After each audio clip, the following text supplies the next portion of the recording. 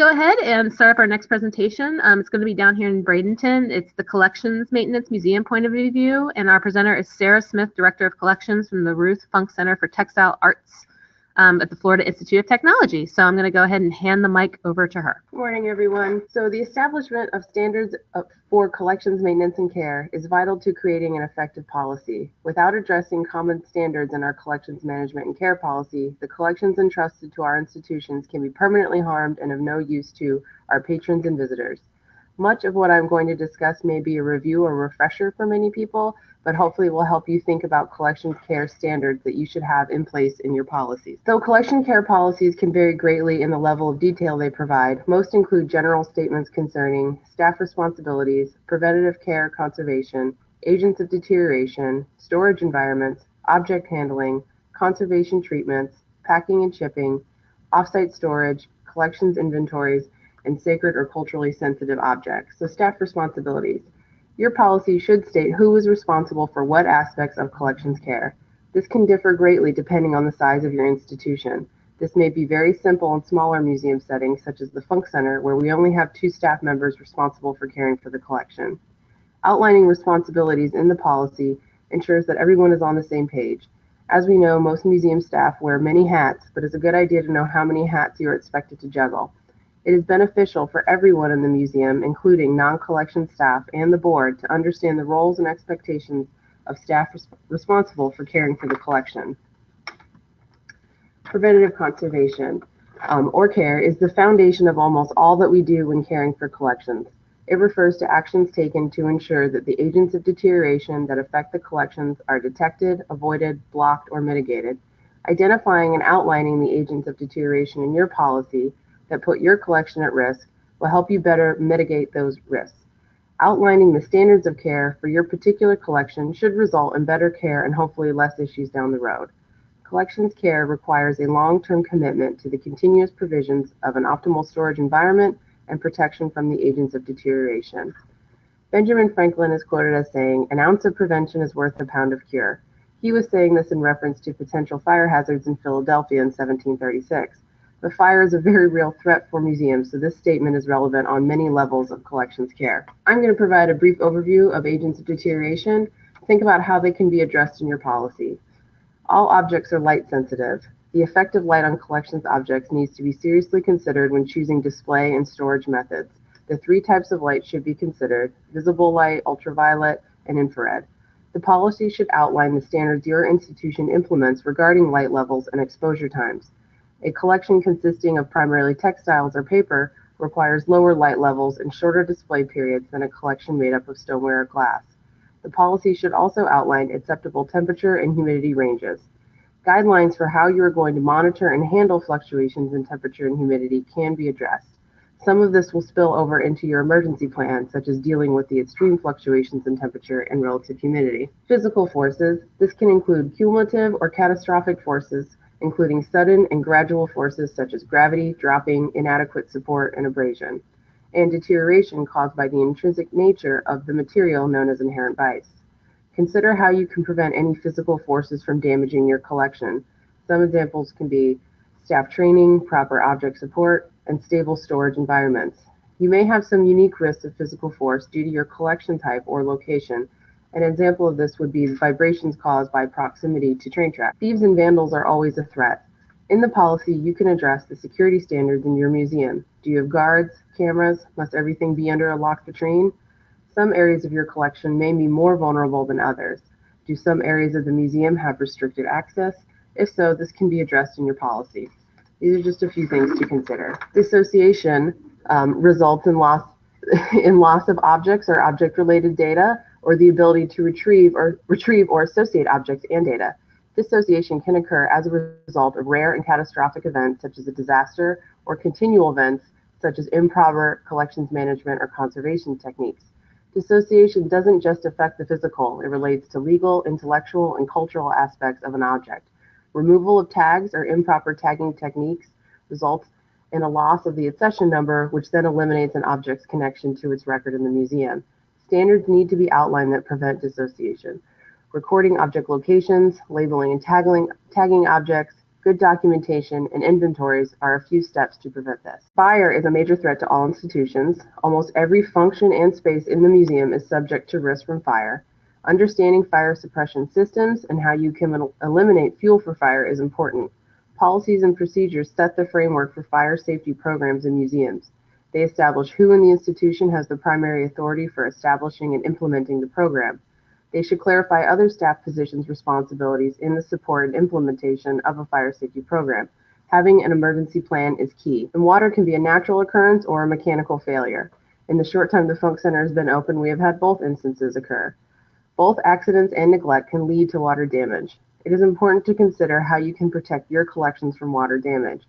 Having standards in place such as requiring all objects be elevated a certain distance off the floor, or requiring that any facilities or maintenance people be accompanied by a collection staff member while performing work in certain areas of the museum is something to consider. Pests is a real problem. Pests can include insects, rodents, birds, bats, and microorganisms. The policy should mandate the implementation of a program of integrated pest management. An IPM program includes 3 key elements: prevention, utilizing least toxic methods, and a systems approach, meaning an effective coordination with all other relevant programs that operate in and around the building. Prevention is the single most important pest management concept. Minimizing or eliminating the resources that pests need to live in a particular area is crucial. It is important to outline your pest management program in your policy, and also a housekeeping policy will help in the prevention of pests by helping eliminate food sources. Pollutants and contaminants. Air pollution can take the form of particulate pollutants such as pollen, dust, soot, or gaseous pollutants such as sulfur dioxide, nitrogen dioxide, and ozone. Both types of pollutants can cause physical and chemical damage. Eliminating exposures to these contaminants is an important aspect of preventive care. Pollutants can reach objects through airborne delivery or contact with a contaminated material, or the pollutant may be intrinsic to the object itself. It is important to think about how you can minimize the threats of the mostly invisible agents of deterioration.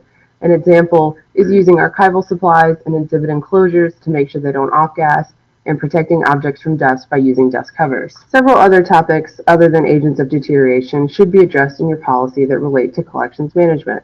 Storage environment. The policy provides guidelines for the storage environment and requires environmental monitoring of storage conditions. The policy can state that all collections, including objects borrowed from other institutions, are maintained at appropriate environmental standards. Each museum will need to assess what environmental standards are appropriate depending on the mission, collections, resources, and geographic location. Handling of objects. Objects are at their greatest risk when they're being handled. The policy should specify which staff members are allowed to handle objects and what level of training is required to handle objects. The policy should state whether volunteers or interns can handle objects. And conservation treatment. By mandating that application of preventative conservation, the policy reduces the need for individual objects to receive conservation treatment. The policy should specify which staff members have the responsibility for authorizing treatment. The policy can also state that conservation should only be undertaken by a professional conservator. Packing and shipping. The policy can outline standards for packing and shipping objects. It can stipulate that objects be packed in accordance with professional standards. There are numerous things to consider when it comes to packing and shipping objects, and the policy should identify basic standards. Standards can be listed for couriering and if and when they are needed. Consider the value, size, important route, and condition. Off-site storage. The policy can also establish the museum's minimal standards for off-site collection storage. Some things to consider are the storage environment, security, and access. It is recommended that the policy also require that decisions to move objects to off-site storage take into consideration the increased risk of loss or damage to objects and the increased cost for storage and staff. And inventories. The policy can establish regular collection inventory and specify who is responsible for the inventory process. As it was noted in our previous webinar on inventories, inventory intervals can vary greatly from one institution to another, and the many reasons to perform inventories, such as accountability, condition assessment, and location updates.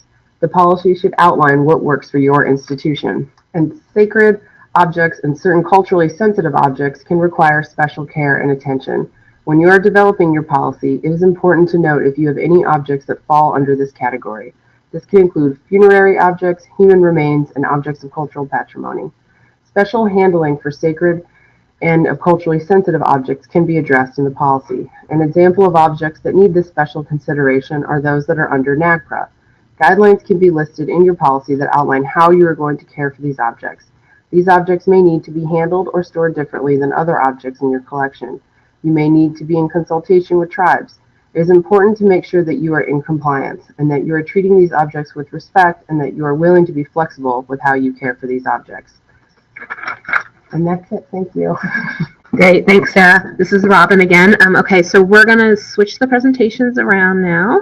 So give me 1 second. I will add, for when it comes to NAGPRA and all that kind of stuff, we have specialists in the field here in Florida, my former employees, the Seminole Tribe of Florida. And Kate McEwen is one of our mentors. She's in South Florida. So if anyone has any questions on that subject, it's not scary. We have really nice people who you can talk to. So don't get freaked out too much if you happen to have that situation in your museum or in your institution. Okay, our next presenter is going to be Beth Golding. She's the Archivist Supervisor 2 at the State Archives of Florida. Thank you. Again, this is Beth Golding. I'm with the State Archives of Florida, and I want to thank you for allowing me to be here with you this morning. I'll be talking about collections, maintenance, and care from the archives perspective. I'm an archivist by profession, so I don't have professional library expertise, but you'll see that many of the things I discuss will apply to library collections and have also been touched on in relation to museum collections. So the State Archives of Florida is part of the Division of Library and Information Services, which is part of the Florida Department of State. And sorry about the clash of color schemes with our slide. So just as a very quick jumping off point, you've discussed a lot about collection policies, so I'll only spend a moment or two on that. For archives, this is our formal written statement that covers our collecting activities and policies and our collection scope and activities, essentially what we collect and what we do with what we collect. There isn't a formal professional standard for archives for the contents of collection policies. They can vary very widely in scope, from a paragraph or two that just basically touches on a mission statement to far more in-depth coverage that might relate to collection development activities, collection management, use and users, who uses our collections, how they're used, and preservation. So there's no formal professional standard, but there are typical elements that are common practice or best practice in the profession, which include the mission statement, how we're organized, what types of collections we collect, our collection area scope and priorities, and various procedures and programs in our archival institution that might impact what we collect and what we do with what we collect. So a sample from our State Archives of Florida collection policy, where we discuss research, the types of research that might be done at the State Archives, who the researchers might be, and the fact that we have a variety of finding aids that can support that research. A very, very broad, brief statement on collections management that just states we collect materials, we arrange and describe them and catalog them according to professional standards, and we conduct holdings maintenance activities to help preserve them, and I'll get to that more in a few minutes. Our collection policy might discuss how and under what conditions we might remove collection materials from our collections. Archives do have policies that relate to deaccessioning or weeding, where we might deaccession an entire collection if we have reappraised or reevaluated that collection and determined that it no longer fits our collection policy or does not have permanent archival value. We also might weed materials from individual collections if we have multiple duplicates in a collection, for example, or if there are simply items that are not needed to document what the collection intends to document. So we do some weeding in collections, and we might mention that as part of our collection policy, that is something that might occur. Other archives might go into more depth on collections care or preservation. University of Leicester collection policy that specifically discusses collections care and conservation. They discuss storage and the standards under which they store their materials. There are preservation policies and procedures. So different institutions might have very different depth and scope of coverage relating to collections care. So when we talk about collections care and archives, if it's not in our collections policy, there may be a separate preservation policy that we might have in place. And we're talking about the policies and activities that we have in place to prolong the usable life of records, archival records, historical records, or prolong the usable life of the information that is contained in those records. There are times when we can't preserve the original records. Ideally, we'll do that, but when we can't do that, we try to at least do things to preserve the information that's contained in those records. And a collections care or preservation program for archives, you'll see has a lot of program components that parallel what you might have in a museum or archives or a library collection. Security, environmental control and monitoring, storage, holdings maintenance, conservation treatment, handling, and all of this leading to our preservation plan that we develop based on all these other program components. And we start out with security because if our collections are vulnerable to theft or vandalism, it's very difficult to prolong the life of those collections. So we do things to make sure we have appropriate security in place, whether it's alarms, video cameras, security personnel. We have closed stacks. There's no browsing. Our access policy, which again may be part of our collections management policy, or it may be a separate policy where we outline who can use the collections, under what conditions people can use those collections, and what other access terms are in place for accessing and using the collections. Our reading room practices, what happens in the reading room where researchers actually are using the collections, and our intellectual control of collections, our cataloging, our arrangement and description that allows us to know what we have, because if we don't know what we have, we can't tell if something is missing. So security is an important component of our preservation program. Environmental control and monitoring is another, as you've heard, ensuring there are appropriate temperature and humidity levels and stable levels, which is even more important. The stability of those conditions, having good air quality and air circulation so we don't have pockets of stagnant air where gases and pollutants and mold can grow. Regularly monitoring the environmental conditions so we can see what the levels are and make sure they're within the appropriate ranges.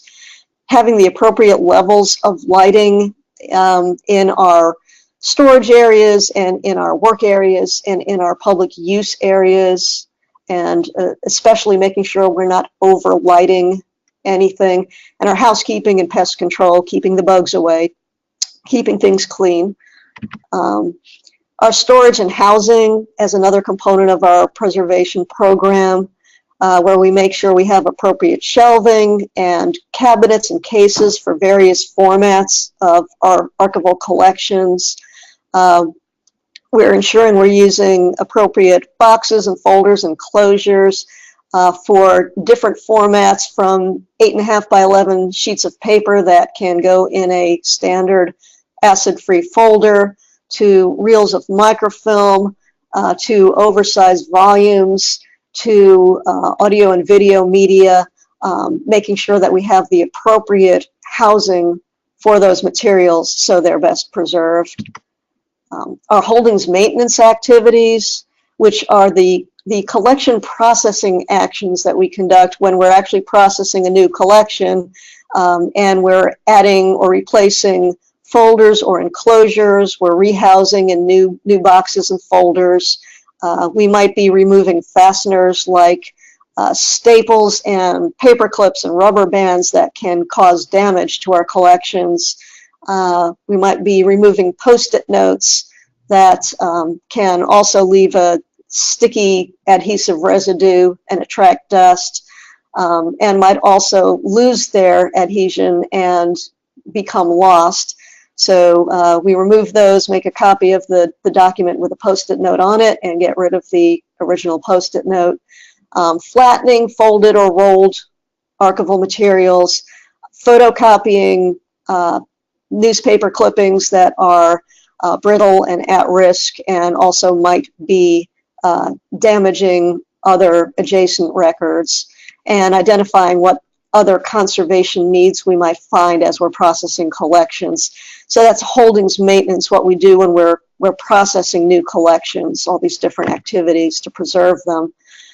Preservation reformatting might be another component of our preservation program, where we're actually transferring the information to another physical format or another media through microfilming, which most people don't do anymore, but is still the most reliable preservation reformatting process as far as longevity. And as far as access, where you only need a light source and a magnifier, and the records are still readable. Or we might photocopy, again, if we've got those fragile news clippings, or we might digitize. Digitizing is not a preservation media, but it is a good preservation tool in that it allows widespread access without having to physically handle the original materials. So it's a good tool to help us preserve our collections. Conservation treatment, another component of our preservation program, where we're directly working with collection items to stabilize them, to try to prevent future deterioration or damage. And we might do this in bulk with processes such as fumigating or freezing if we're trying to deactivate mold or get rid of pests. Or we might do individual items where we do surface cleaning or washing or mending, such as the document you see here, which is a document from the State Archives that had some tears mended and a backing put on it. And so that type of conservation treatment with individual items to stabilize them might be another part of our archives preservation program. The all-important disaster prevention, preparedness, and response component of our preservation program, which hopefully all current cultural heritage institutions will have in place or will be putting in place, having a plan where we indicate what policies and procedures we have in place to prevent disasters, which is, of course, everything that we've discussed up to now, our security, our environmental control and monitoring, our storage. So all those procedures we have in place to prevent disasters, our designation of a response team and assignment of responsibilities so people know what their responsibilities are in case of a disaster, our sources of outside assistance so that we know who to contact if we need a fire put out, if we need freezer facilities, if we need mold mitigation. We know where those sources of assistance are, the equipment and supplies that we need to have on hand in case of a disaster, what do we need and where can we get it, or where do we have that in place, and our response and recovery procedures. What is it we're going to do if we're actually faced with a disaster? Our handling practices, as you've heard, human contact is the biggest risk to our archival collections. So the handling practices, keeping food and drink away from the collections at all times, not using pens, using pencils instead when we're working with or researching in archival records so that ink doesn't damage the records. The Grey Glove controversy in archives, where we fight over whether and under what conditions we should use gloves to handle archival materials, and transporting the collections, making sure that we have carts that we can transport the collections on so we're not in danger of dropping things and damaging them. So our handling practices as another component of our preservation program.